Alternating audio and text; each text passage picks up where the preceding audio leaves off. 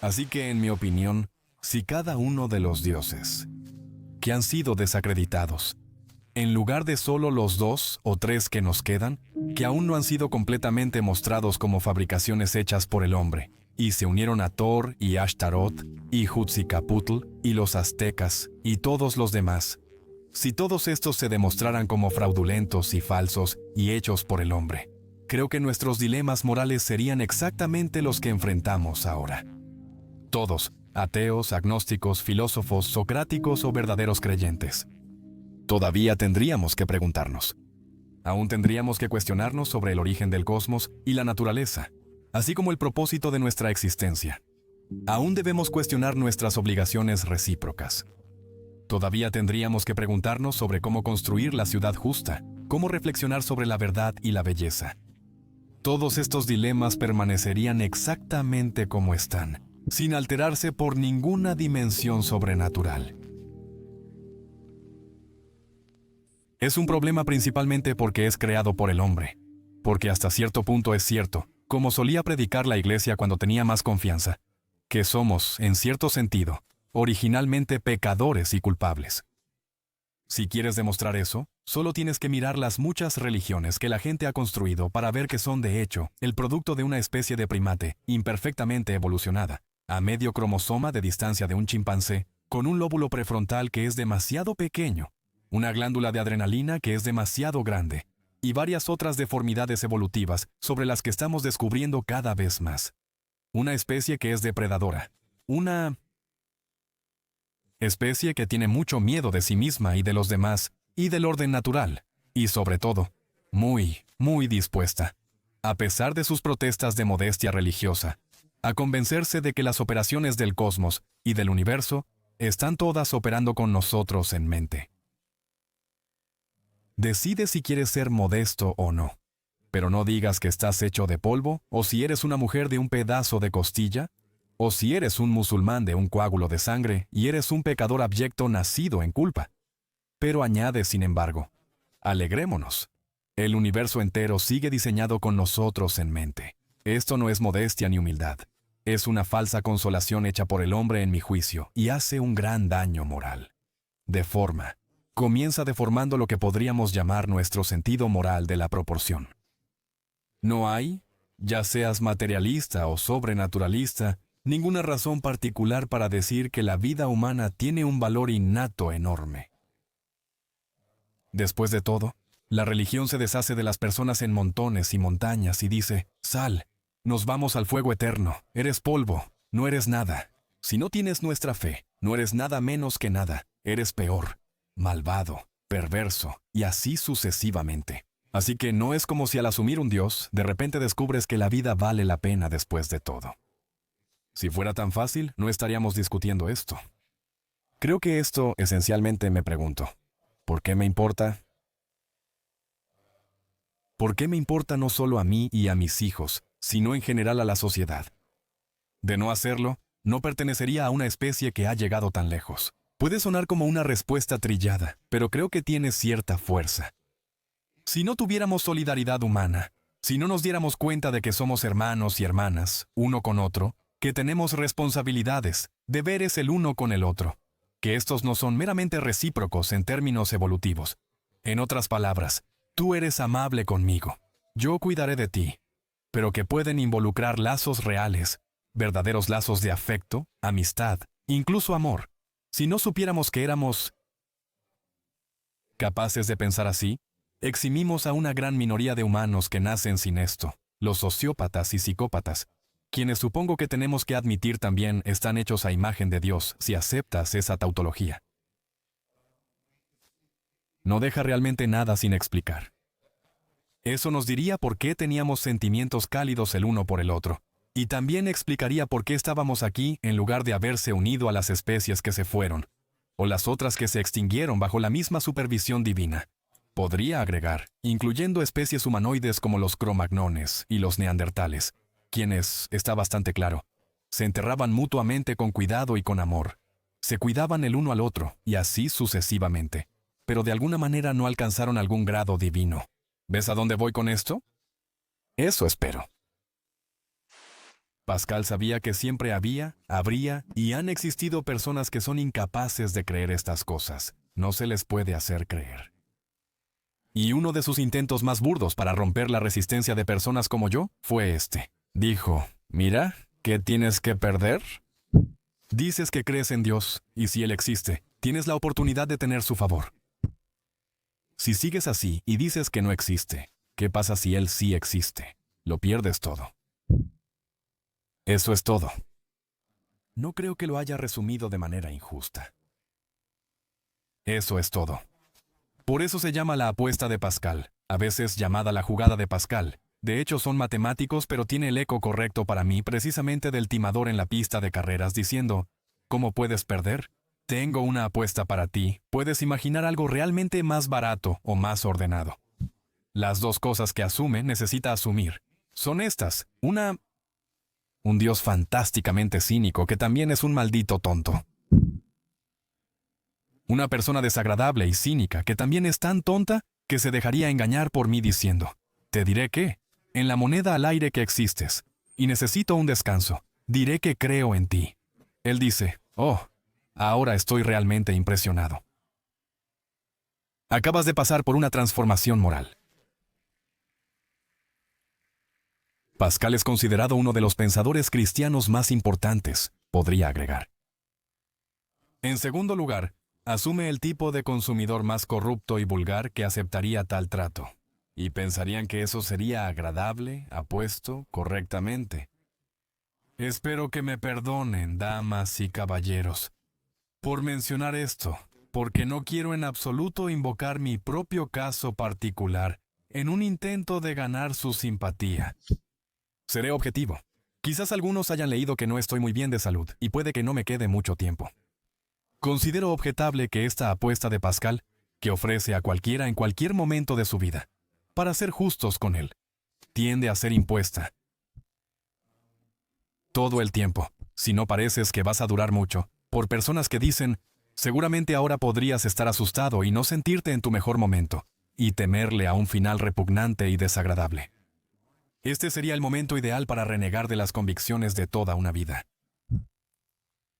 Por alguna razón, eso le resulta natural a muchas personas de fe.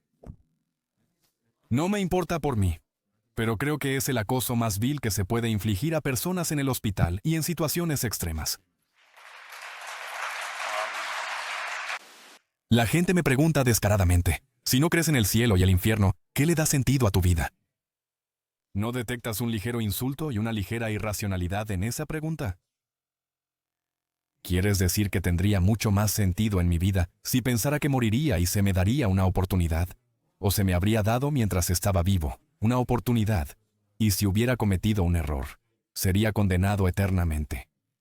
Que ese sería el tipo de juez al que me enfrentaría. Y mientras tanto eso, sería aconsejable vivir mi vida en propiciación de este dictador sobrenatural. Eso le daría más sentido a mi vida que mi punto de vista contrario a Pascal. Contra Pascal. Que si existe tal juez, podré decir, al menos nunca fingí creer en ti para ganar tu aprobación, señor o señora, según sea el caso. Y si eres como se informa, habrás detectado que esos eran mis pensamientos, y al menos no fui un hipócrita. Pascal dice no, al menos finge que crees. Es ganar. Este es un razonamiento corrupto. Es un argumento sin sentido de un charlatán que no aporta nada a la vida. En absoluto. Aún así, ¿por qué me importa? Por ejemplo, ¿por qué me importa? ¿Por qué me importa Ruanda? ¿Por qué me importan mis amigos iraníes luchando contra la teocracia? ¿Por qué les dedico mi propio tiempo? Bueno, te diré por qué. Y espero, arriesgándome quizás a avergonzarme. Me da un gran placer hacerlo. Me gusta sentir que estoy ya, que solo tenemos una vida para vivir. Que puedo ayudar a las personas a hacerlo libre lo mejor que puedo. Y asistirles en la verdadera lucha por la libertad, que en su forma más esencial es la lucha contra la teocracia, que es la forma original de dictadura y violación de los derechos humanos, que realmente toma... Si William Wilberforce estaba de hecho animado por el cristianismo en su campaña contra la esclavitud, debería haberlo estado porque ya era hora. Que hubiera un cristiano que dijera que este comercio había durado suficiente tiempo, Y cualquier cristiano debería haberse sentido responsable de decirlo, porque durante todo el periodo de su existencia, la esclavitud y el comercio de esclavos se habían justificado directamente por referencia a la religión cristiana y por referencias directas al mandato de esclavitud que está contenido en la Sagrada Escritura y en la Escritura. Y por eso nos gusta el capitán que escribió Amazing Grace, porque había sido el capitán de un barco de esclavos, y era igual de cristiano cuando estaba haciendo lo primero que cuando estaba haciendo lo segundo. Sin embargo, la posibilidad de que un miembro de la Sociedad Americana contra la Esclavitud, Thomas Paine, Benjamin Franklin, los demás, no fuera cristiano sería extremadamente alta. Las posibilidades de que hasta muy tarde en el siglo XIX, un defensor de la esclavitud fuera cristiano, eran estadísticamente enormes. Por lo tanto, no demuestra absolutamente nada sobre el cristianismo que algunos de sus miembros finalmente se volvieran contra una de sus prácticas e imposiciones más repugnantes. Y si yo fuera cristiano, evitaría este argumento muy cuidadosamente, ya que tiende a demostrar que no hay base en la fe para la moralidad, que nuestra moralidad es innata en nosotros. Es agradable cuando la religión se pone al día con la moralidad para variar. Gracias.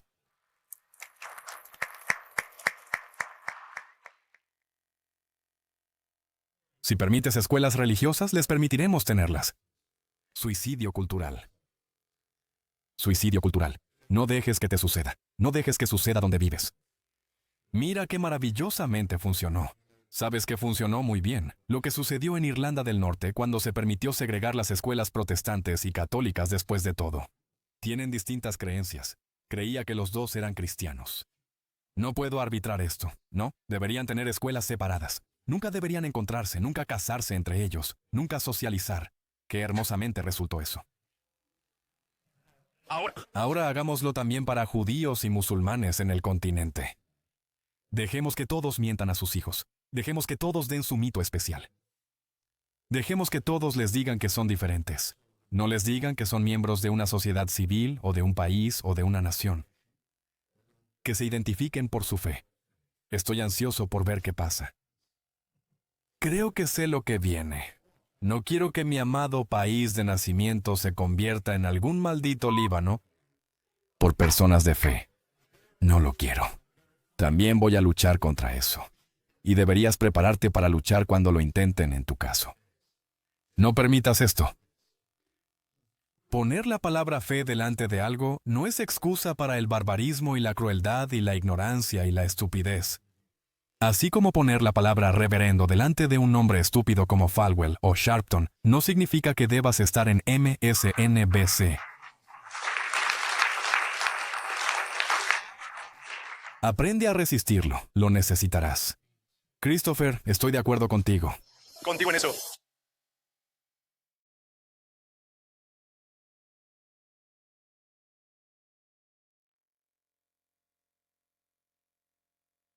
No creo que fui creado, y no creo que fui creado enfermo y luego ordenado a estar bien.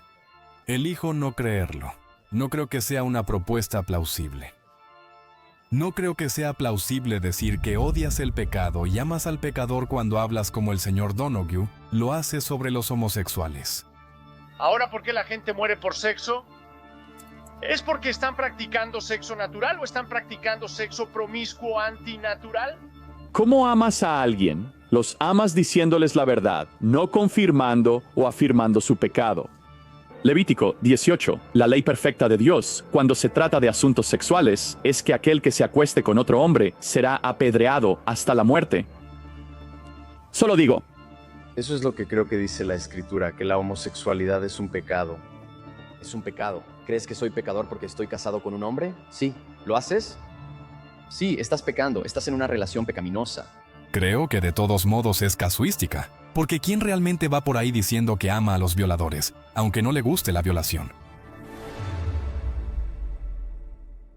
Creo que estamos divididos entre aquellos de nosotros que atribuimos nuestra presencia aquí a las leyes de la biología y las leyes de la física, y aquellos de nosotros que, y somos modestos al hacerlo, creo, decimos que nos sometemos a la evidencia, y aunque llegue a conclusiones poco bienvenidas, las aceptaremos si están bien fundamentadas. Y aquellos que son lo suficientemente engreídos, diría yo, lo suficientemente arrogantes de hecho, para pensar que están aquí, como resultado de un plan divino. Hay toda la diferencia del mundo entre esas dos visiones del mundo. La gran diferencia es que una de ellas tiene evidencia para respaldarla y la otra no. Y una de ellas dirá de antemano que la refutaría. Si me preguntas, puedo decirte qué evidencia me haría cambiar de opinión. Pero el teísta nunca hará eso. Nunca te dirá de antemano, muéstrame esto y dejaré de creer en ello.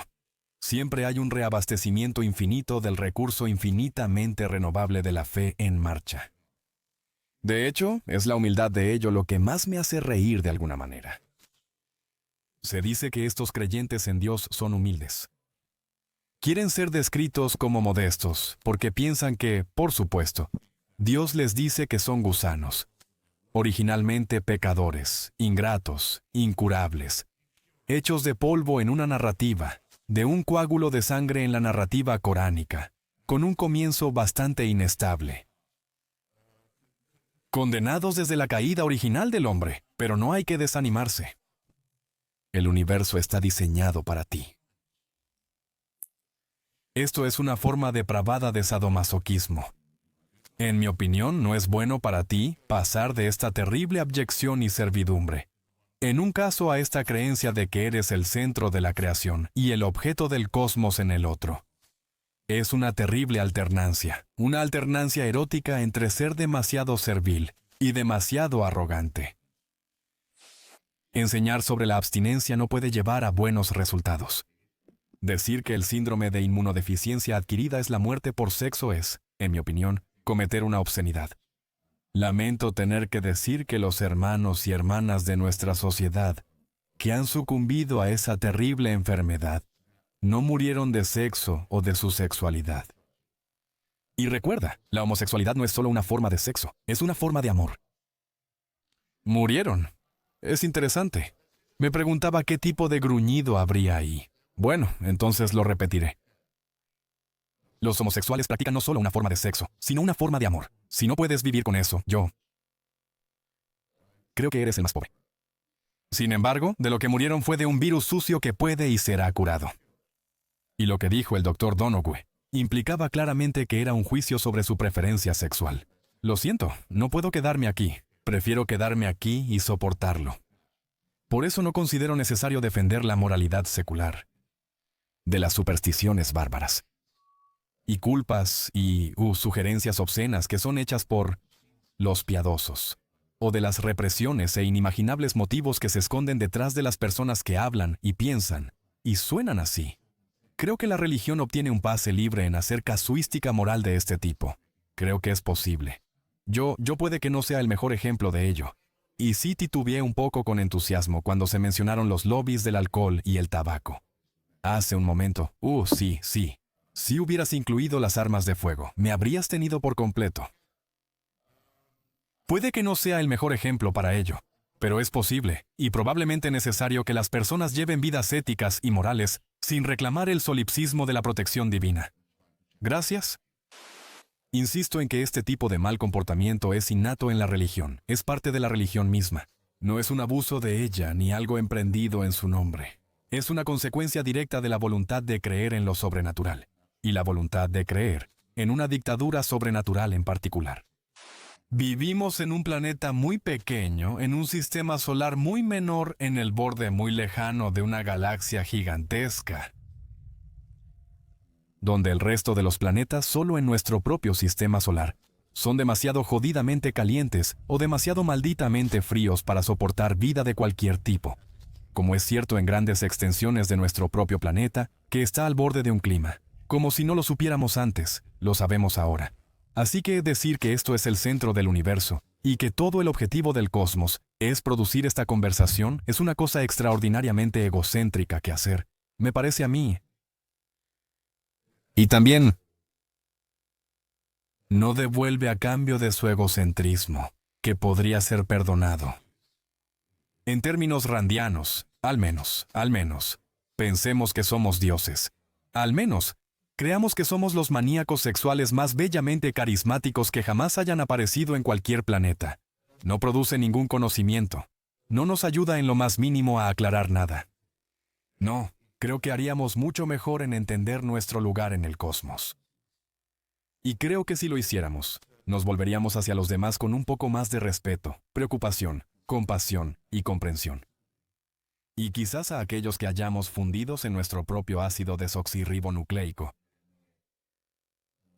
También, tener esta maravillosa secuenciación, habiendo abolido el racismo y el creacionismo de un solo golpe, creo que considero eso como un gran avance, debo decir, para entender nuestro parentesco con todos los demás humanos, con algunos otros animales, incluso con vegetales y plantas.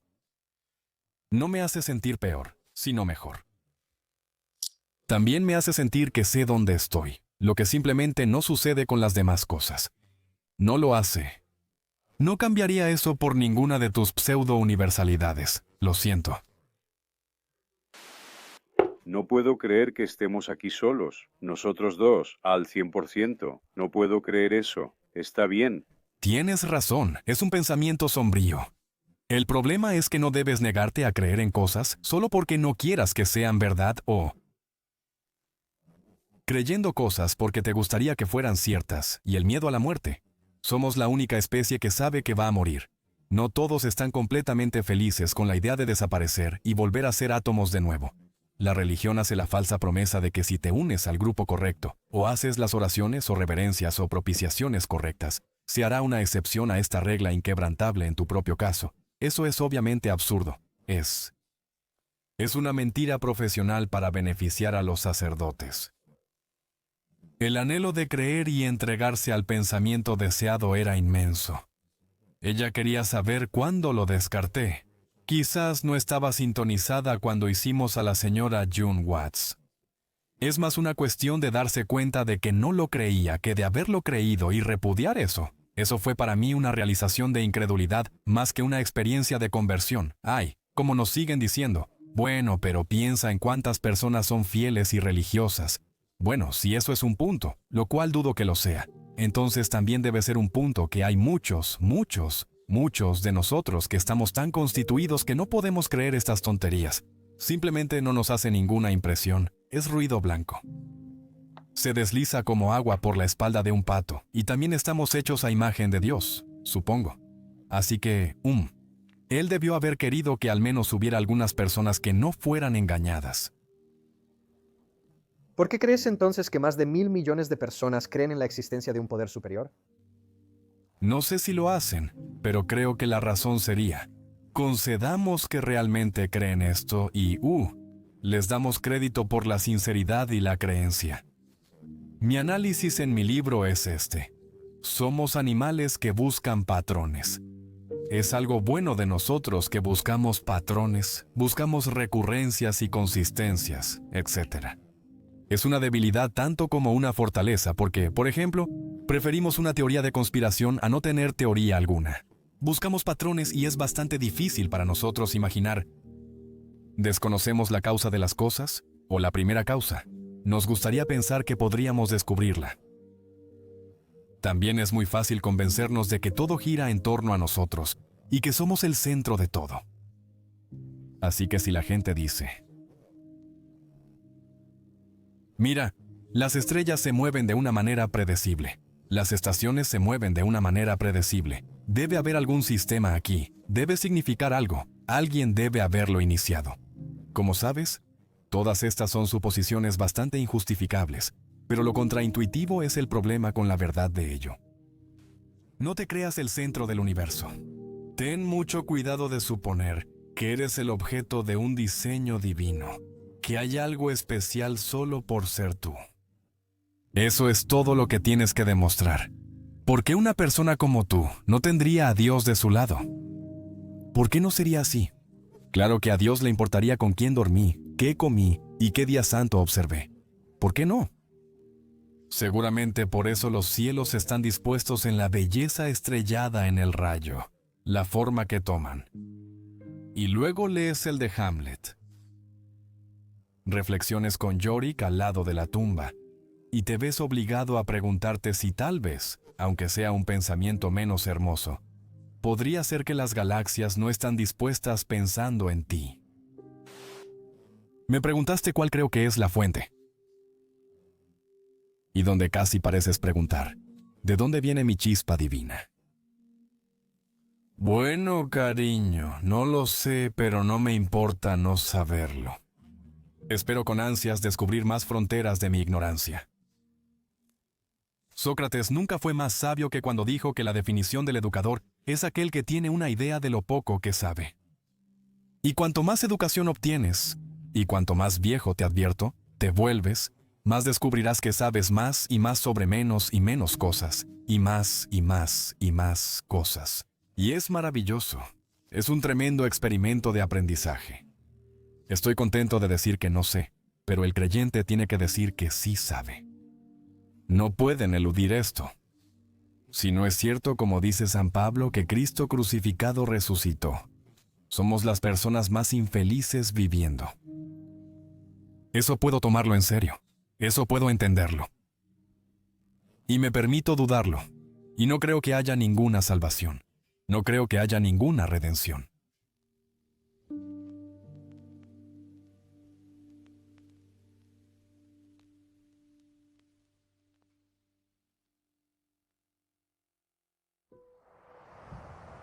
Ninguna persona, ningún otro ser humano, ningún otro primate, ningún compañero mamífero mío, por muy inteligentes que sean, está en posición de decir que conocen la voluntad de Dios, o la palabra de Dios, o el deseo de Dios, o la intención de Dios.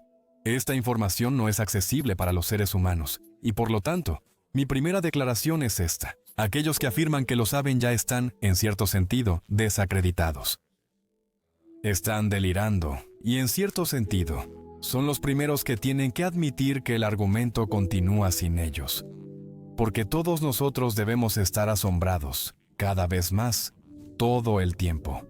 Cada vez más asombrados a medida que descubrimos cuánto más hay por saber por lo poco que sabemos o podemos saber. Solo a aquellos que dicen que saben que están seguros, debemos desconfiar a priori, si puedo usar esa expresión. Aquellos de nosotros que decimos que la regla de la duda y de la incertidumbre, que también rige todos los demás principios observables en el universo, creo que tenemos derecho a decir que hasta que se produzca algo parecido a una evidencia, tenemos derecho a estar libres de ello. Esto también aplica a nuestros hermanos y hermanas musulmanes. Ellos dicen, puede que aún no lo sepas, pero nuestro profeta tuvo la última revelación, la única. Correcto. ¿La final? Siempre hay una revelación final, la última. Tus revelaciones fueron acertadas. Coincidimos en el tema del nacimiento virginal. Estamos de acuerdo contigo sobre varias de las prohibiciones mosaicas más horribles. Notas que el Islam plagia del judaísmo y el cristianismo solo las partes más horribles y deja fuera las cosas griegas. Lo hacen, ¿verdad? Pero ellos lo hacen todo. Incluso pensamos que son personas del libro. Te toleran, en otras palabras. Dicen, te toleramos. No voy a ser tolerado por estas personas. Dicen, pero tenemos algo último y final, definitivo. Solo necesitas este único libro. Si solo llegas a creerlo, serías feliz. Pero no seremos felices hasta que tú lo seas. Ahora, lo siento mucho. Lamento mucho decir esto, y lo diré lo más suavemente posible. Pero me niego a que me hablen en ese tono de voz por parte de cualquiera. Espero que eso esté claro. Espero que eso esté absolutamente claro. No permitiré que me hablen así. No voy a ser tolerado por los admiradores de un acampesinado analfabeto de Medio Oriente. Creo que deberíamos superarlo. Sobre esta cuestión de quién es el jefe, ¿y por qué no creo que la idea del Padre Eterno sea buena? Estoy seguro de que no soy el único padre aquí. Tengo 3 hijos. Mi trabajo como padre es quitarme de su camino. Dar lo mejor por ellos y darles su espacio. ¿Qué tal si les dijera que no se preocupen, que siempre estaré aquí? No significa que siempre estaré aquí para ti, en el sentido de que nunca me iré. Nunca verás mi espalda. Nunca tendrás la oportunidad de decir adiós, papá. No, siempre estaré aquí. De hecho, estaré aquí mucho después de que hayas muerto. De hecho, estoy bastante ansioso por eso, porque entonces puedo juzgarte. Esto ni siquiera es una forma benevolente de despotismo, ¿verdad? Cuando te permites pensarlo. Es algo peor de lo que decía antes sobre cómo la religión hace que las personas primero sean terriblemente abyectas y luego terriblemente solipsistas, arrogantes y engreídas. Si fuera cierto que todas estas cosas son atribuibles a un Padre eterno que es incomprensible, excepto por aquellos que reclaman, como lo hace el Dr. Lennox, fuentes de información negadas a mí y a muchas otras personas, ¿qué significaría como mínimo? Significaría que vivimos bajo una dictadura inalterable e incuestionable, que podría ser, o no, benigna. No hay garantía de que sería benigna. Creo que las dictaduras benignas son las peores, pero esa es otra historia. Implicaría estar bajo vigilancia constante las 24 horas del día. Vigilancia, despiertos y durmiendo. Nunca tendríamos un momento privado. Todo lo que hiciéramos y pensáramos sería conocido, supervisado e inspeccionado, y sería recompensado o castigado. Incluso el Gran Hermano en 1984 de George Orwell no podía estar absolutamente seguro de lo que todos sus súbditos estaban pensando. Pero existía el delito de crimen de pensamiento. Podrías ser acusado de ello bajo la dispensación divina sin problema. Eres condenado por crimen de pensamiento antes incluso de haber tenido el pensamiento. Porque todo es conocible. ¿Y cómo sabría el Dios que te condenó? Porque ya te había creado lleno de suciedad, pecado y maldad. Eso es parte del diseño.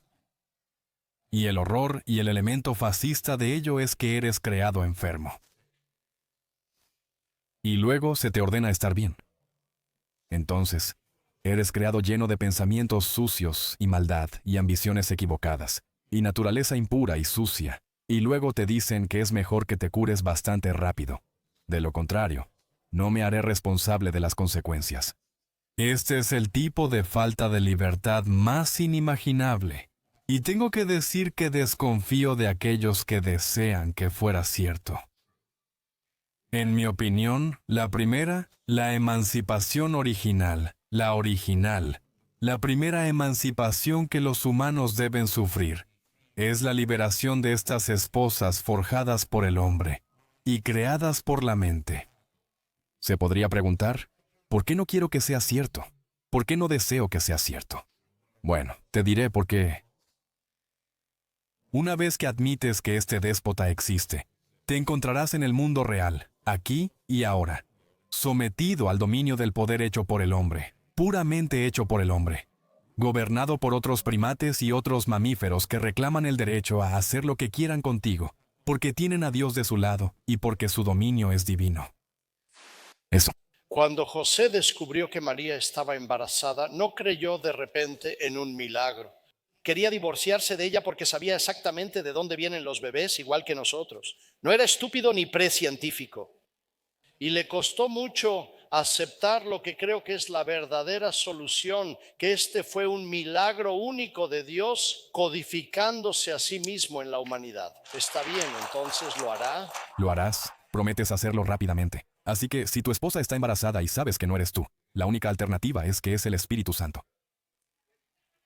David Hume aborda este tema, mencionando que si se suspenden las leyes de la naturaleza, tienes que preguntarte, ¿han sido suspendidas a mi favor o posiblemente estoy bajo un malentendido? Creo que es Thomas Paine quien pregunta, ¿qué es más probable, que se suspendan las leyes de la naturaleza o que una chica judía diga una mentira? Debemos madurar en estos aspectos, ¿sabes? Esta cuestión del comienzo de las cosas es, por supuesto, muy importante. Y si piensas que debió haber tenido un creador así como un comienzo, que no es solo un diseño o un diseño aparente, sino que debió haber tenido un diseñador, solo estás pidiendo que se haga otra pregunta, que es, ¿quién creó a este creador? ¿Quién diseñó al diseñador? ¿Quién creó al motor primario original? ¿Y quién creó a ese motor primario? La palabra común para esto en lógica y algunas causas de filosofía es una regresión infinita. No te lleva a ningún lado, pero como digo, no te conduciría a la religión, aun si pudieras probar que debió existir un motor primario. No te llevaría a la adoración de otros seres humanos como si fueran profetas, o salvadores o redentores. No te puedo ayudar a llegar allí. Debes creerlo como una cuestión de fe o no. No puedes lograrlo desde la física. Además, creo que hay un problema ontológico casi insuperable involucrado aquí. Supongamos que sea cierto. Supongamos que lo concedo. Supongamos que debe haber tal diseñador o individuo, una inteligencia, algo parecido a una persona que hace esto. ¿Cómo podría saberlo? ¿Qué persona es más inteligente? Suficientemente inteligente. Quizás debería decir, lo suficientemente inteligente. Más inteligente que yo, más inteligente que cualquiera aquí. Más inteligente, me atrevo a decir, incluso que Frank, para conocer a esta persona y lo que hay en su mente. Sostengo que no es posible que otro ser humano te diga que sabe que esto es cierto, tanto como no es posible que yo te diga, lo cual no intento hacer, porque no soy irrazonable de esta manera, que sé que no es cierto. Pero ¿no ves que hay toda la diferencia del mundo entre decir que no puedo saberlo, y Frank diciendo, bueno, no puedo probarlo, porque quiere que creas que es necesario para que luego te conviertas en cristiano? Y digo que ese es un salto que simplemente no puedes hacer, y ciertamente no puedes hacerlo en base a evidencia. Creo que los religiosos harían mucho mejor en dejar la evidencia de lado, donde no sobresalen, y concentrarse en la fe, donde al menos pueden reclamar algún tipo de monopolio. Si solo estuviéramos discutiendo ontología, estaría bien y podría ser divertido. Podría decir que requieres un grado más alto de estándar de prueba para tu proposición, que yo quizás para la mía. Y probablemente aceptarías eso y así sucesivamente. Y podríamos ir y venir. Volveríamos a jugar con la esencia del asunto, que es esto. La diferencia entre el teísta y el deísta es la siguiente. El deísta dice que puede que no tenga sentido sin algún tipo de diseñador. El teísta dice, cuando te digo qué hacer, Christopher, tengo a Dios de mi lado. Tú. El deísta dice que puede decir lo que Dios quiere de mí. ¿Qué longitud debería afeitar del final de mi pene si soy un niño o tengo un hijo varón? O del clítoris si es una niña. Él sabe a través de la exactitud cuáles deberían ser las proporciones de eso. ¿Cuál debería ser la dieta? ¿Cuáles deberían ser las leyes dietéticas? ¿Con quién debería dormir y en qué posición? Y desde. Como Dios nunca aparece directamente para dar instrucciones, sus representantes humanos afirman actuar en su nombre, lo cual resulta muy conveniente para ellos.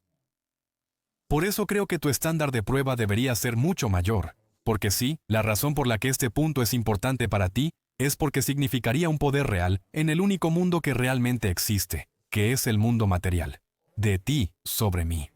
Y te preguntas por qué no estoy entusiasmado. Si Jesús, Mahoma, Abraham y Moisés nunca hubieran nacido, lo cual de todos modos tiendo a dudar, o si todas las historias contadas sobre ellos, si las creencias religiosas fueran falsas y todos tuvieran que admitirlo, algunas personas entrarían en pánico sin saber qué hacer, pues de repente no tendrían moral. ¿Qué podría ser más absurdo? De hecho, la posición que ocupamos sería exactamente la misma que ahora. Si ninguno de estos textos hubiera sido escrito, si ninguna de estas supuestas declaraciones se hubiera hecho, aún tendríamos que razonar juntos sobre cómo tratarnos, sobre cómo construir una ciudad justa y sobre cómo tener ironía en el sentido del humor.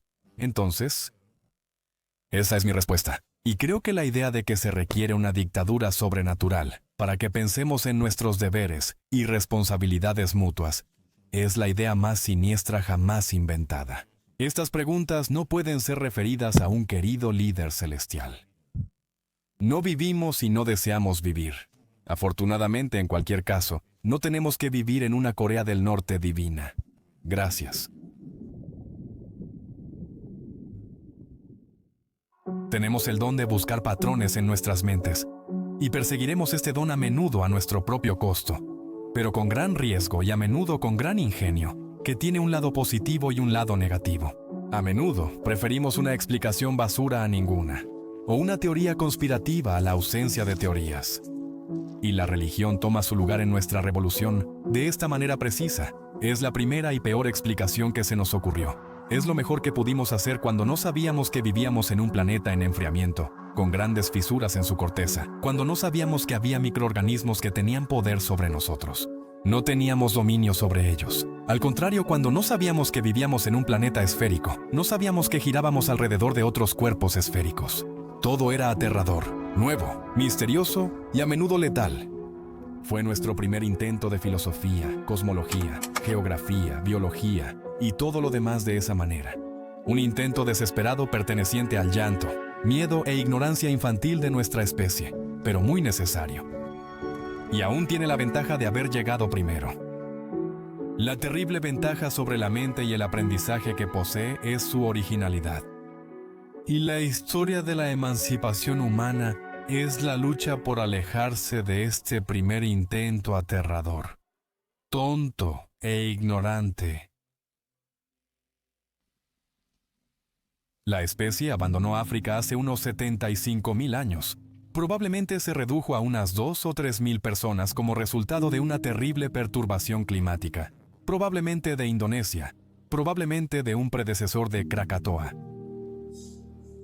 Lo que significaba que estábamos tan cerca de unirnos al 99.8% de todas las especies que alguna vez vivieron en la superficie de este planeta que se extinguieron. Por cierto, vaya diseño. La profusa creación de millones y millones y millones de formas de vida, todas destinadas a ser aniquiladas, sin que quede siquiera alguien para testificar su existencia previa. Casi nos unimos a ese grupo, pero logramos evitarlo a tiempo. Supongamos que solo hemos existido durante 75.000 años. El monoteísmo, el cristianismo, el judaísmo, el islam aparecen, ¿qué? Hace 4 o 5.000 años como máximo. Entonces, si me das mi suposición más microscópicamente pequeña de la existencia humana, durante al menos 70.000 años, el cielo observa, mientras nace la humanidad, muere, generalmente por sus dientes, generalmente alrededor de los 20. Observa esto con indiferencia. Miles y miles de generaciones, miserables, analfabetas, hambrientas, por no hablar de las guerras que lucharán entre sí, por no hablar de las crueldades que infligirán, así como las que sufrirán solo por existir.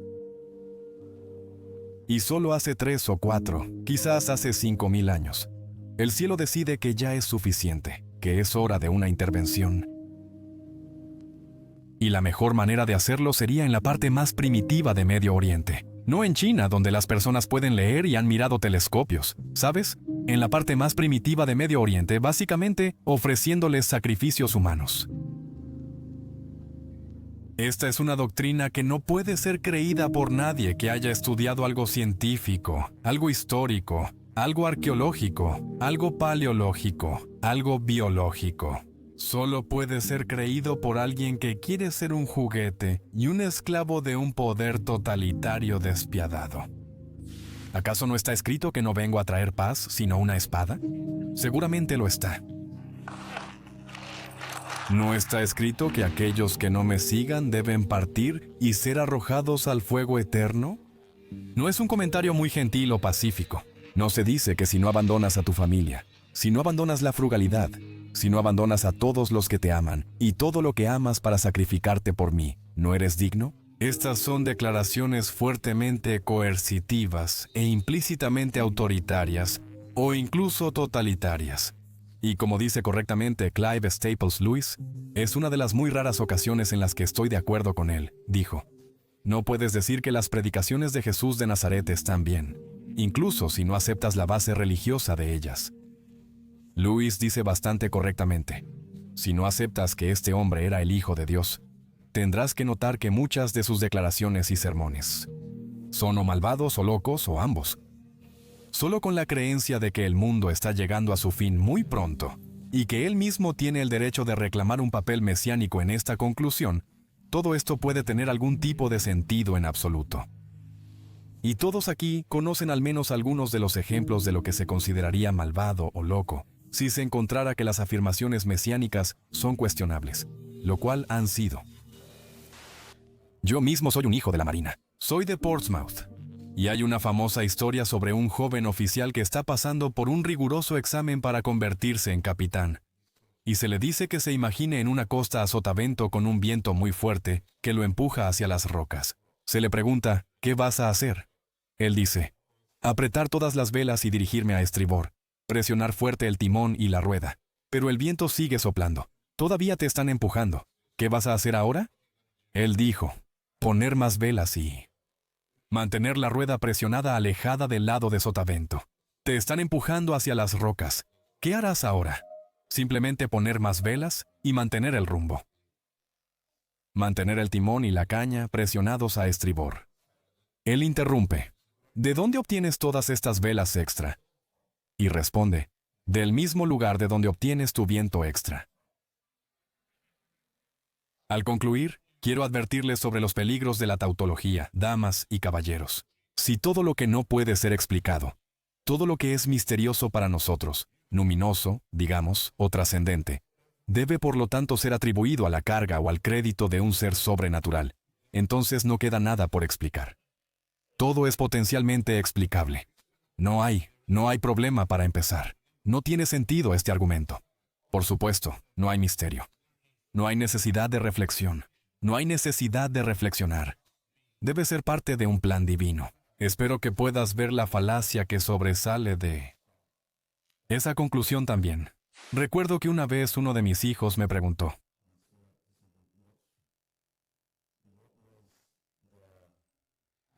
¿Bang?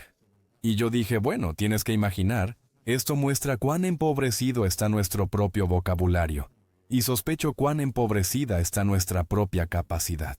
En otras palabras, creo que hay algunas cosas no que no entendamos o sepamos, sino que no podemos. Así que nos vemos reducidos a una especie de imágenes primitivas. Pero dije, supongamos que pudieras imaginar toda la materia, la totalidad de la materia, condensada en algo parecido a una maleta negra muy pequeña y densa, del tipo que ves a la gente llevando dinero en thrillers de crimen. Y está a punto de volar por encima. Eso es lo que tendrías que ser capaz. Todo lo que alguna vez va a hacer está dentro de eso. Eso fue lo mejor que pude hacer. No creo que muchos pudieran hacerlo mejor, si lo digo yo mismo. Me desmontaron por completo porque los niños preguntaron qué había fuera de la maleta. Y pensé que no podía hacer eso. Y no conozco a nadie que pueda. Ese sería mi punto principal. No tengo que saberlo, tú sí. Tú eres el que dice que sabe, no yo. Los teístas y los deístas dicen, venga, nosotros sabemos. Esto solo es posible con un autor. Solo es posible con un creador, un maestro y comandante, un dictador. De nada. No necesito 5 minutos. Una vez escribí un libro sobre el famoso Partenón, sin el cual nuestra civilización no podría existir. Precristiano, por cierto, como lo es una gran cantidad de la civilización que Habermas afirma estar inspirada por él. Eso a un lado. La simetría y la belleza y la música congelada y la poesía del Partenón y del estilo griego son algo indispensable. Si fuera destruido, me sentiría huérfano. Pero no tengo interés en la religión que solía animarlo. El culto a Palas Atenea está muerto. Y para mí, la idea de ateniense también está vacía. Imperialismo. Así que los llamados misterios de Eleusis y el resto de todo eso, lo único que queda para mí son las escuelas de filosofía que vale la pena estudiar. Así que, de nuevo, va a ser una pregunta. ¿Cómo asimilamos lo que fue para las generaciones anteriores y las religiones anteriores y fe religiones extintas? Algo tan importante. ¿Cómo mantenemos el valor que es innato sin rendirnos a los cultos? E ilusiones que tanto lo animaron. Estos son temas culturales muy importantes y sostengo que podemos hacerlo. Creo que nosotros mismos podemos recuperar la conexión perdida, la que el monoteísmo cortó entre Atenas y Jerusalén.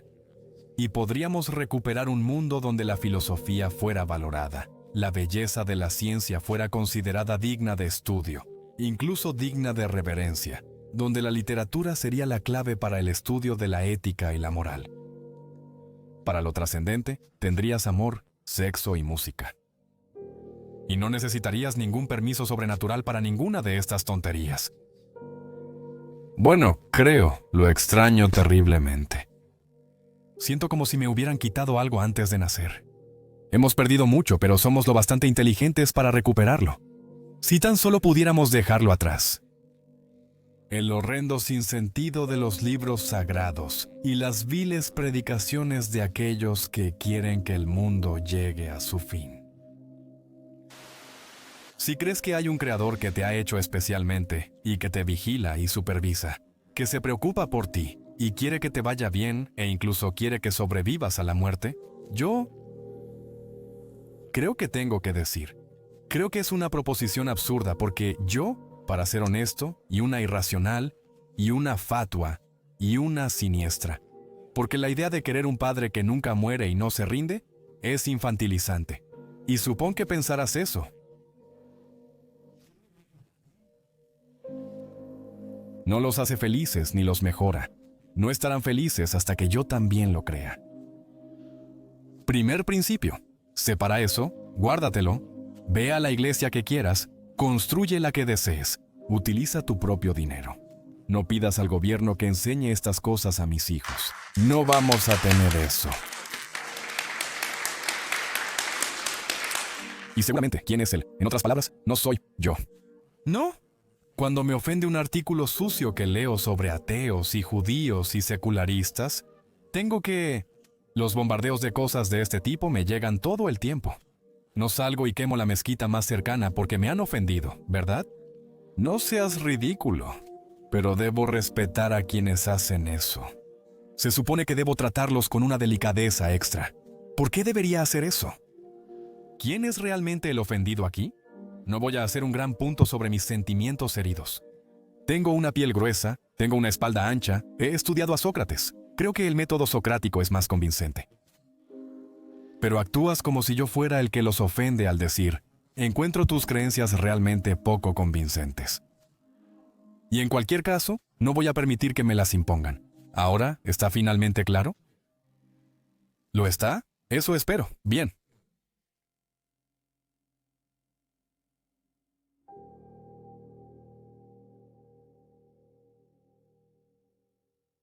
¿Por qué quitas algo a las personas que da sentido al 95% de los estadounidenses y lo reemplazas con algo que da sentido solo al 5% de los estadounidenses? Ah, bueno. Qué pregunta increíblemente estúpida.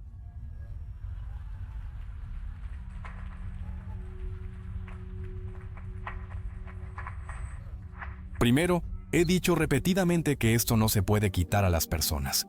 Es su juguete favorito, y seguirá siendo así, como dijo Freud, en el futuro de una ilusión. Seguirá siendo así mientras tengamos miedo a la muerte, y no tengamos problema. Lo cual, creo, probablemente sea bastante tiempo. Segundo, espero haberlo dejado claro. Que estoy perfectamente feliz de que las personas tengan estos juguetes y jueguen con ellos en casa, los abracen y así sucesivamente, y los compartan con otras personas que vengan y jueguen con los juguetes. Eso está bien. No deben hacerme jugar con esos juguetes. No jugaré con los juguetes. No traigan los juguetes a mi casa. No expresen que mis hijos deben usar esos juguetes. No digan que mis juguetes podrían ser un condón. Aquí vamos de nuevo. No me permiten sus juguetes. No voy a tener nada de eso. Basta con la intimidación y el acoso clerical y religioso. ¿Está finalmente claro? ¿He transmitido eso? Gracias. Conozco a Dinesh desde hace mucho tiempo. Sé que es un hombre muy humano, cortés, considerado y decente. Y no creo que entienda lo malvado que suena para tantas personas en esta sala esta noche cuando dice, mira, has hecho una oferta perfectamente justa. Podemos torturarte hasta la muerte si queremos por el único crimen de haber nacido. Pero todo lo que tienes que hacer es arrojarte a nuestra misericordia, y todo estará bien. ¿Por qué simplemente no lo haces? Mi querido, Dios mío. ¿No sabes cómo suenas cuando dices eso? Apenas puedo soportar mirarte. Que puedas decir algo tan malvado, tan estúpido, tan desagradable y tan intolerante. Es lo que dice Fulke Greville en este maravilloso verso. Dice, aquí está el orden. Eres creado enfermo y se te ordena recuperarte. Y se te ordena bajo pena de muerte y tortura para siempre. Esto es totalitarismo al máximo grado, ¿no? Es la refinación más extrema de crueldad y estupidez que es posible imaginar. Realmente no lo entiendo cuando la gente pregunta si parece bien para ti decir que siempre tienes la oportunidad de arrastrarte, suplicar y rogar, y podrías salirte con la tuya. Yo por mi parte lo tomaré como extremadamente insultante, si alguna persona de fe asume que su fe les da una ventaja moral sobre mí. Quiero escuchar muchas más disculpas de las comunidades basadas en la fe por el mal que han hecho. Antes de que incluso comiencen a carraspear y me digan que no sabría distinguir el bien del mal sin su permiso. Lo siento, no puedo permitir que me hablen en ese tono de voz, y ninguno de ustedes debería permitirlo. Es una idea horrible que haya alguien que nos posea, que nos haga, que nos supervise al despertar y al dormir, que conozca nuestros pensamientos, que pueda condenarnos por delito de pensamiento, solo por lo que pensamos, quien puede juzgarnos mientras dormimos por cosas que podrían ocurrirnos en nuestros sueños, quien puede crearnos enfermos, como aparentemente estamos, y luego ordenarnos bajo pena de tortura eterna que estemos bien de nuevo. Exigir esto, desear que esto sea cierto, es desear vivir como un esclavo abyecto. ¿Por qué lo quieres? ¿Por qué deseas terminar en prisión? ¿Dónde hay una autoridad celestial de la que todas las cosas dependen y de la que todas las cosas fluyen? ¿Por qué lo quieres y cómo sabes que hay algún caso para su existencia? Me abordan los proselitistas cristianos y me dicen, puede que no te des cuenta, pero alguien murió por tus pecados. Hace aproximadamente 2000 años, resulta que era el Hijo de Dios. Él los quitó. Él quitó todo esto por ti. Solo invócalo. Arroja tus pecados sobre él y estarás limpio. Y tú también. Puedes ser. Puedes esperar la redención. Tienes los medios de gracia. Tienes la esperanza de gloria. Puedes esperar vivir eternamente. Una oferta bastante asombrosa para un sacrificio humano. Hace 2000 años en los que no tuviste parte. Que habrías detenido si pudieras, si fueras testigo de ello. Que no pediste. Que no fue llevado a cabo por ti o por el cual eres de alguna manera responsable. Pero, ¿lo dejan así? No, eres libre. Es un poco como la apuesta de Pascal de nuevo. Eres libre para decir no a esto. Puedes rechazar esta oferta si quieres. Pero que Dios te ayude si lo haces. Vas a ser terriblemente castigado por rechazar esta amable oferta. Ahora eso es el principio totalitario de nuevo, y lo digo con lo que puedas. Lo siento, no debes pensar que es mi último aliento. Lo digo decididamente. Y después de mucha reflexión, me niego a que me hablen en ese tono de voz y espero que tú también.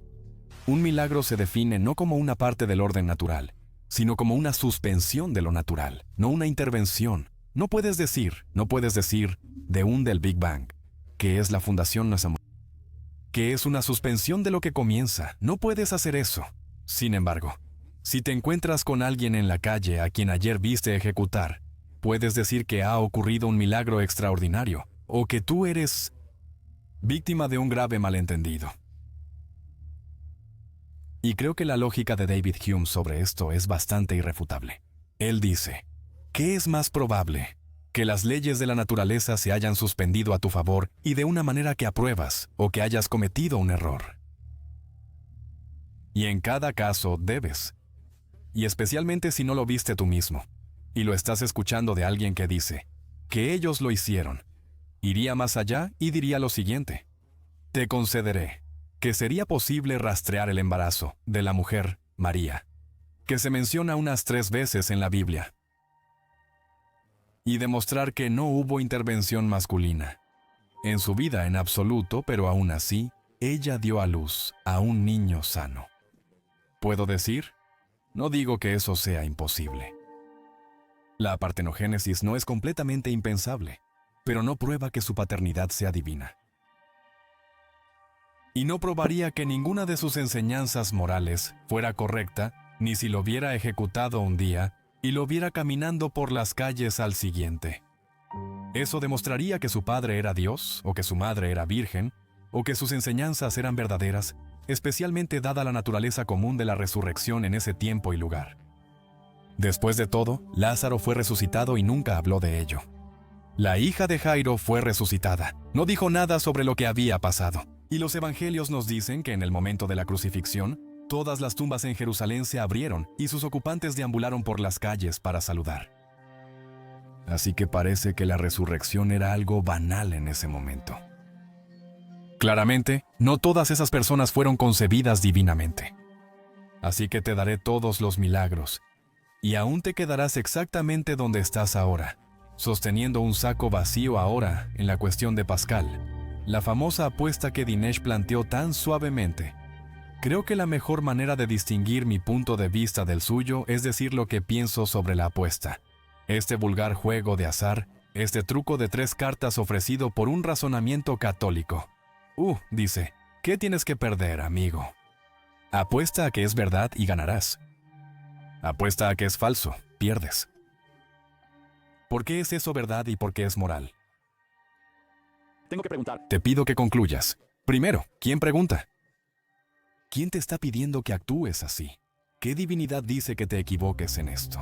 Estoy fascinado por ver cómo apuestas, porque si apuestas mal, vas directo al infierno. ¿Qué te parece eso por un segundo?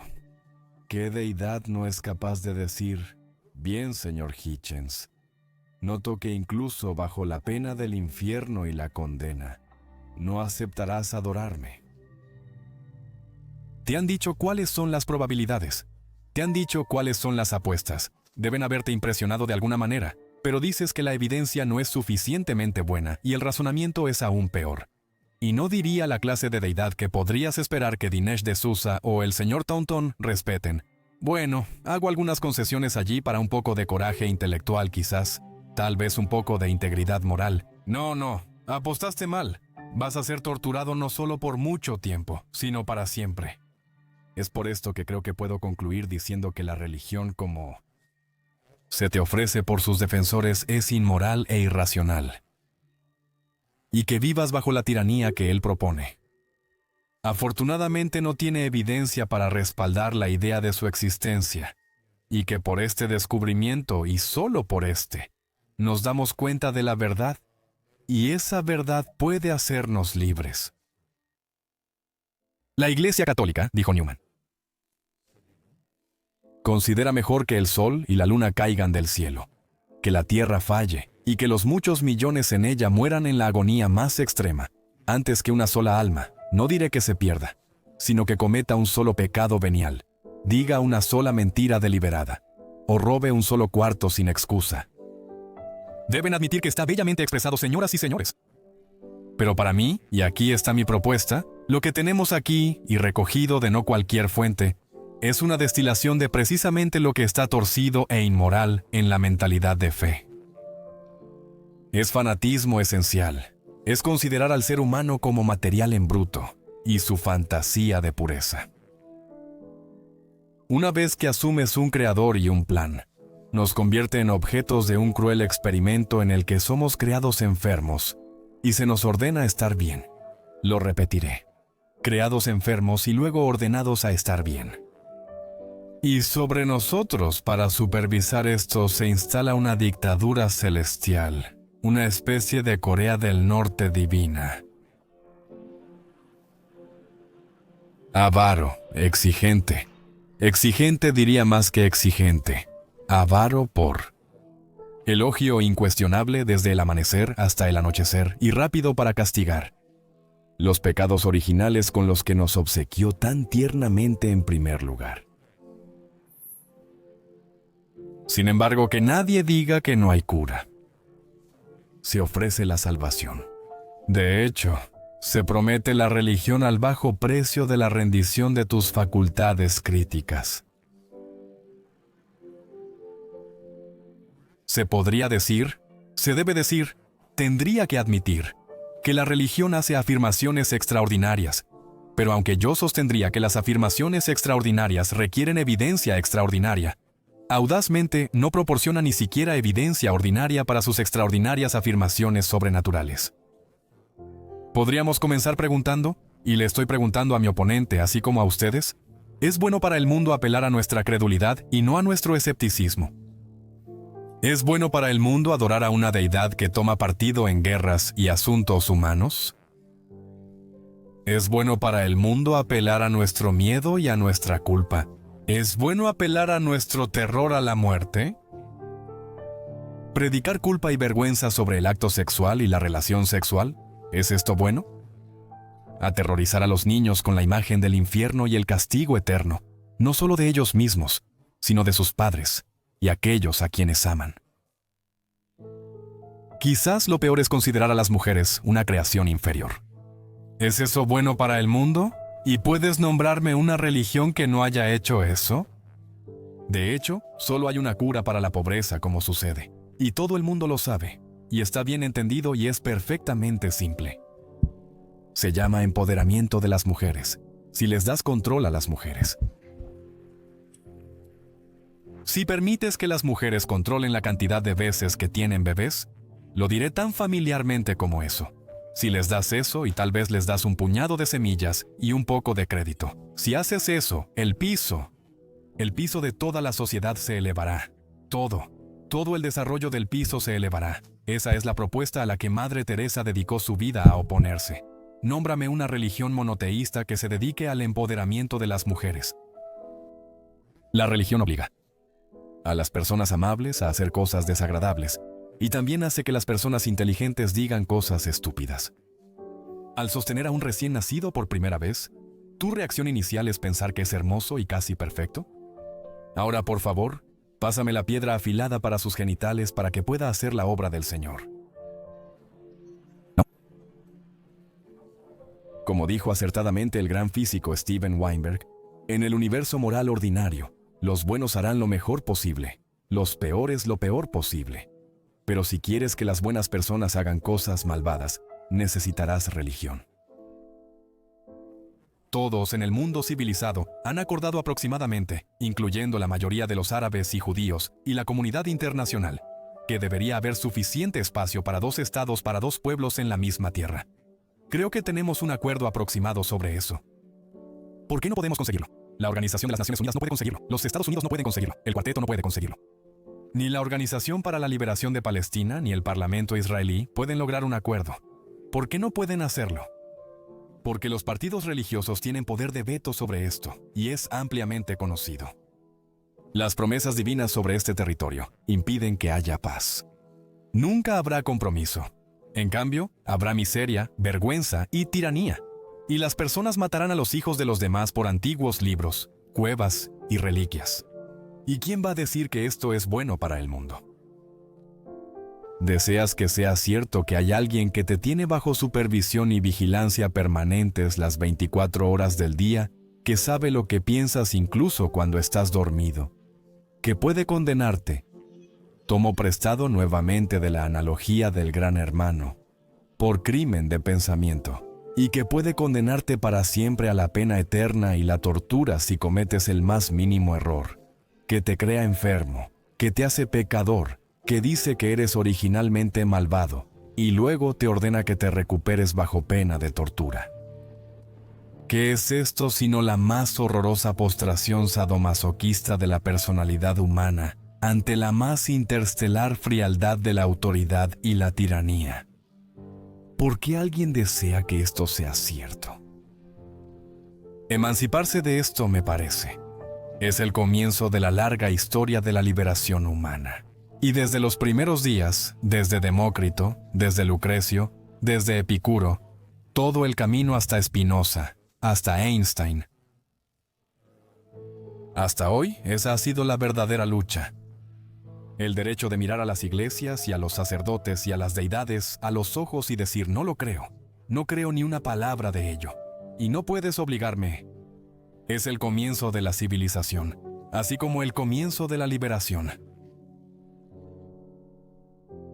Hay personas que cuando se lanza una granada por la ventana, se lanzarán sobre ella antes de que pueda explotar. Eso sucede. Hay personas que mueren bajo tortura sin revelar el paradero de sus camaradas. Hay personas que realizan trabajos de desactivación de bombas y se sientan a desactivar un enorme dispositivo. Saben que puede suceder en cualquier momento. Siempre ha sido así. Es común en todas las sociedades humanas conocidas y forma parte de cada narrativa heroica. Aquellos que lo practican son honrados. Y no requiere sanción divina o permiso. Es algo a lo que todos podemos aspirar. Sí, tú Lo sabes. No lo obtenemos de Big Brother. Hacerlo lo degradaría. Significaría que no era heroico.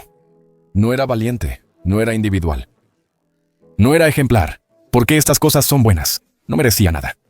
porque sería con la esperanza de una recompensa o por miedo a un castigo de gran hermano. Esto aboliría la moralidad. Destruye la ética. Significa que el ejemplo individual es polvo. De niño, me preguntaba cómo sería el infierno cuando me lo describían. Podía imaginar cómo sería. Castigo eterno por acciones no cometidas. Podía entenderlo perfectamente. Pero eterno elogio para un líder eterno que continúa para siempre, siempre agradeciéndole, siempre arrastrándome ante él, siempre postrado frente a él. Suena como un infierno para mí. No podía imaginarlo, pero he estado en Corea del Norte, así que sí puedo imaginarlo. La expansión, el abyecto servilismo de todo un pueblo frente a una divinidad. Es un estado totalmente adorador con un Dios, y es la tiranía más horrible en la faz de la tierra posiblemente jamás vista. Y he estado allí, y nunca he estado tan feliz de irme de cualquier lugar en toda mi vida, lo que los norcoreanos no pueden hacer. No pueden escapar de esa prisión divina. Están encerrados allí para siempre. Pero al menos puedes morir y salir de Corea del Norte. El monoteísmo prohíbe eso. Cuando mueres, según el judaísmo, del cual el cristianismo es un plagio, y el islam, que es un plagio ignorante del judaísmo y el cristianismo, es cuando realmente comienza la diversión. En ese momento es cuando la tiranía realmente inicia y descubres quién está al mando. ¿Quién quiere que esto sea cierto? ¿Quién piensa que este tipo de vida servil, abyecta, humillante, temerosa, la preparación para una eternidad de miseria y vergüenza, vale la pena tener, vale la pena defender, vale la pena hablar por ella? Aunque es arriesgado, aunque puede ser aterrador, nuestra única esperanza y también nuestra única alegría con este gran riesgo es la de pensar por nosotros mismos y darnos cuenta de que no se puede hacer por nosotros. No hay redentores, no hay padres eternos, no hay querido líder, no hay gran líder, no hay líder supremo a quien podamos buscar para nuestro propio rescate moral o intelectualmente. Les dejo con ese pensamiento y les agradezco su atención. No puedes no haber notado, no solo a pesar de, sino debido a la gran destreza de mi amigo Dinesh D'Souza, que él quiere argumentar a favor del deísmo. En otras palabras, no puedes demostrar absolutamente que no hay un primer motor. No puedes demostrar absolutamente que no hay un diseñador. No puedes refutar en absoluto. Ningún ateo ha podido desear afirmar que puedes decir que no hay autor, pero puedes decir que no hay argumento para la autoría o el diseño o la deidad o el creador que alguna vez haya sido válido o coherente o integral.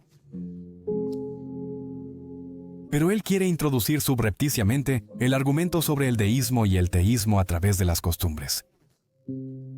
Si pudiera probar que había un autor, un primer motor, una deidad, un creador, lo cual no puede hacer, ninguna persona de su lado, incluso tan inteligente como él o más inteligente, ha podido hacerlo. Todo su trabajo principal como cristiano aún estaría por delante de él, porque todavía tendría que poder demostrar que este autor sabía que tú y yo estábamos aquí esta noche, que les importaba con quién nos acostábamos y en qué posición, que les importaba lo que comíamos, que les importaba cómo circuncidábamos a nuestros hijos, de qué manera se nos hacía la mutilación genital, que les importaba. Ahora, hay una gran diferencia entre el concepto de una autoría del cosmos y el universo, y la idea de una deidad que interviene, se preocupa, supervisa completamente, conoce, y algunos dicen que ama, aunque tienen mucho que probar en ese punto.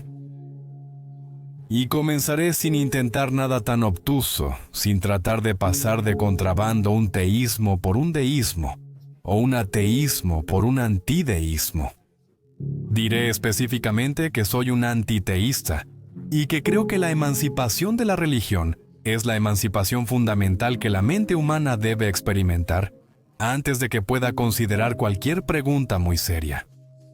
Y lo expresaré de esta manera. Nuestra objeción, mi objeción de nuestro lado, al concepto de un divino, Supremacía es esta, que se refiere a todas las preguntas indecidibles y agonizantes de nuestra especie, de nuestro ser.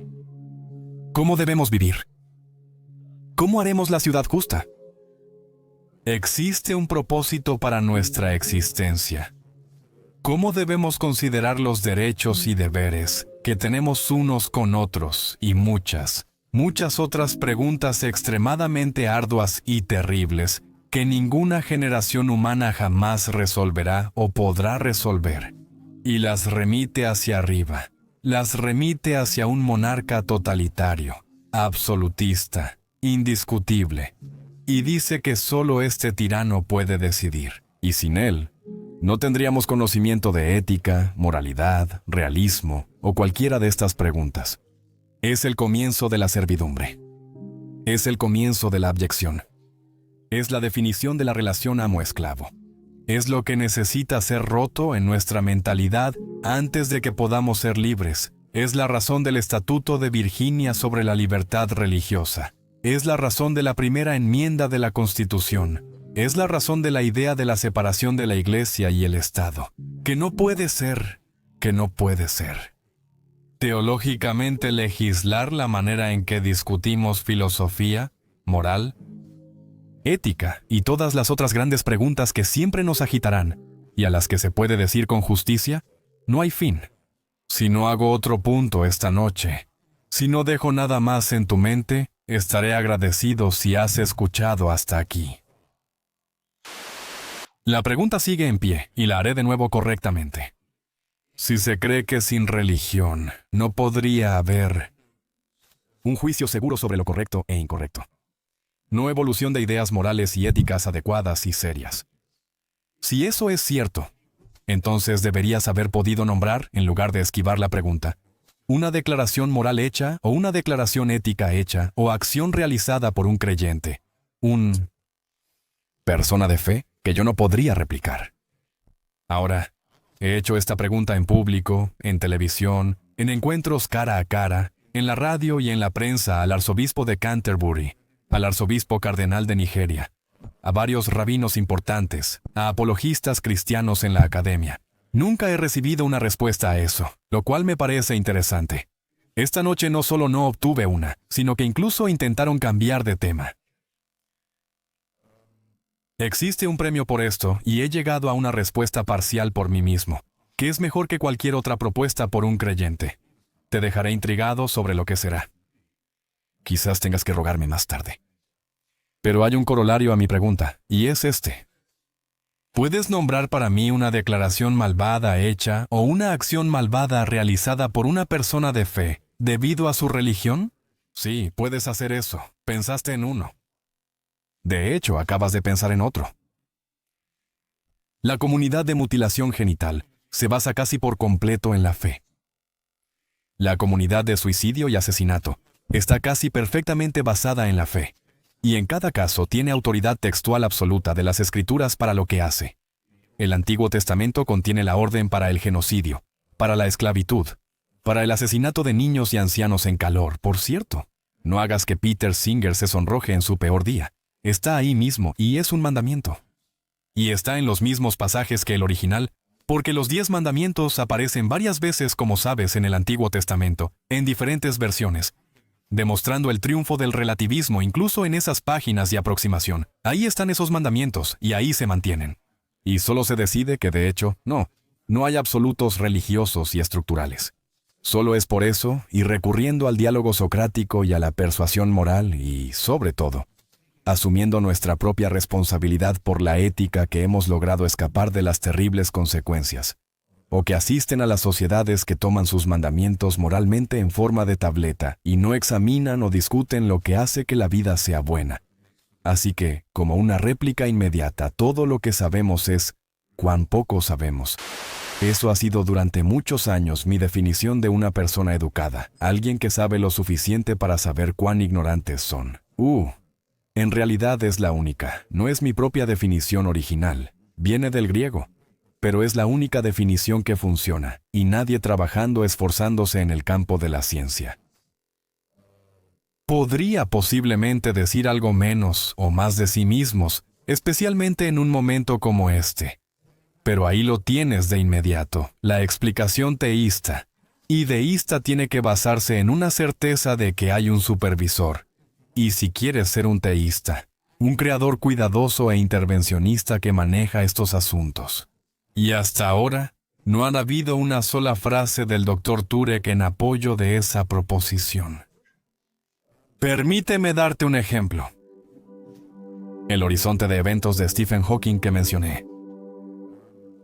Tomaré uno cosmológico para comenzar. El horizonte de eventos es el borde del agujero negro. Supongamos que podrías viajar hacia un agujero negro, y verlo y ver el borde de este y notarlo antes de entrar y pasar por encima. Eso es lo que los físicos llaman horizonte de eventos. Hawking tenía un colega gravemente enfermo en Cambridge que dijo que si supiera que definitivamente iba a morir, así es como le gustaría irse, cayendo en el borde del horizonte de eventos del agujero negro. Porque en teoría podrías ver el pasado y el futuro y el tiempo, excepto que no tendrías suficiente tiempo para hacerlo. Pero sería una gran forma de despedirse si fueras un físico. Aparta la mirada de esto, dice. Aparta la mirada de eso. Estos pensamientos increíblemente majestuosos e inspiradores. Dice que esto. Piensa en la zarza ardiente en su lugar. Piensa en los milagros triviales presenciados por pastores de ovejas, campesinos de la edad de bronce en Palestina, y piensa en la deuda que ellos sienten que deberíamos contraer por sus pecados. Fue declarado por el doctor que los pecados de estas personas, las transgresiones de estas personas y la deuda que deben a su Creador nos atan a todos como pecadores. Qué pena que no seamos perfectos. Qué pena que no podamos hacer nada al respecto. Qué pena que seamos creados ya en prisión y tengamos que ganar nuestra emancipación. Te lo digo de nuevo, esto es servilismo hacia Él. Poder supremo. Ahora, hay personas en esta audiencia mucho mejor equipadas que yo para decir que hasta ahora no hay nada en nuestro mundo natural para alejarnos de lo cosmológico. No hay nada en nuestro mundo natural, el globo en el que vivimos, que no pueda ser explicado por la mutación aleatoria combinada con la evolución por selección natural. Nada funciona sin esa suposición. Todo funciona con eso. Hay muchas cosas que quedan por decidir, pero no es una teoría, o no solo una. Sí funciona, está operativo. No necesita un motor principal. La navaja de Occam indica que debemos eliminar suposiciones innecesarias y superfluas. Eso es lo que propongo que hagamos en este caso.